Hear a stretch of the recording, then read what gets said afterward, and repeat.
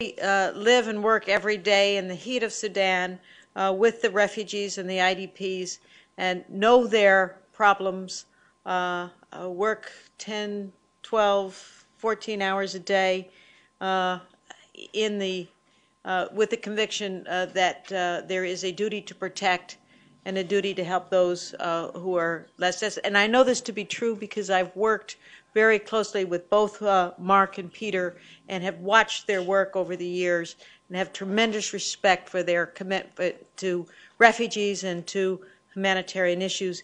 And also, although I don't know Gerald, I know of IOM and the work that they do. In the absence of our moderator, who I'm sure will be here any minute now. Oh, here she is. Sorry, Roberta, I've just welcomed everybody, and we'll turn it over to you to lead what I'm sure will be an extraordinarily good panel of what I've called the real field workers. Roberta Cohen is our moderator. She is well known to anybody in the field. She's the senior advisor at the Brookings Burn Project on internal displacement, and her academic work over the years has really set the pace. Thank you, Roberta. Well, good morning, everyone. And it's a pleasure for me to introduce a panel that's going to deal with the humanitarian situation on the ground, particularly IDPs, internally displaced persons, and refugees. Before introducing the panel, I wanted to underscore that Sudan is a country that has long had the most internally displaced persons in the world, and that's something like 4 to 5 million people. And if you think about that and their conditions, it gives you a very good picture of what we're dealing with. Many have been in long-standing, protracted situations, some without solution. They can be found in both camps and also in urban settings. At the same time, hundreds of thousands have begun to return and are planning to return to the South with a new state forming. But questions arise over the safety and the sustainability in the South and under what conditions Southern IDPs can remain in the North. There's also new displacement in the country. There's fighting around Abyei. There is fighting in Darfur. So it's a highly unsettled situation that we're looking at. And I might add that it's in a country where the government has long been reluctant to share power and wealth with the tribal areas in what are called the peripheral parts of the country, and where the government has relied in the past on military solutions, including forced displacement and crimes against humanity and even genocide, to resolve political questions. And it's important to be aware of that as well. But where the government is now engaged in peace agreements, in implementing them both in the north-south part of the country and in Darfur, but there are many uncertainties, as we heard this morning in the first panel, but there is good reason, according to Andrew, that two sides, north-south, for not returning to war. The extent to which the concerns of displaced persons are taken into account in the peace agreements, and whether they are included in any of these processes in any meaningful way would be important to know. Displacement, of course, is a reflection of the failure to reach genuine peace in this situation and others.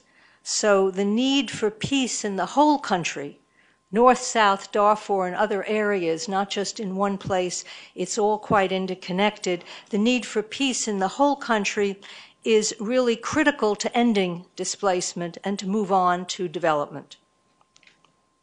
To help us understand the humanitarian situation on the ground right now, we have three outstanding representatives of United Nations and international organizations that operate in the Sudan. The UN High Commissioner for Refugees, the Office for the Coordination of Humanitarian Affairs, and the International Organization for Migration. And the challenging circumstances they face on the ground, we will hear about, or maybe they won't be able to talk about some of those, but they have to deal with displacement situations, both refugees and internally displaced persons. They have to deal with all the players on the ground, the United Nations, of course, the NGOs, other international organizations, peacekeepers, and of course they have to deal with the government of Sudan. And I just wanted to mention one, I would say, example of what happened to me that I've always thought of when I think about Sudan. I was on a panel at the United Nations, and the chair was too low. They didn't have a comparable chair for me. And so there were a lot of UN documents in the corner. So we took them and we put them on my chair so I could sit on it. And they were Security Council resolutions. And after the panel, the Sudanese ambassador came over to me and said, "Those are the best use of Security Council resolutions I have ever seen." So I would think this is a challenge that we're dealing with in the Sudan. Now, the first speaker is going to be Peter de Klerk, who is UNHCR's representative in Sudan.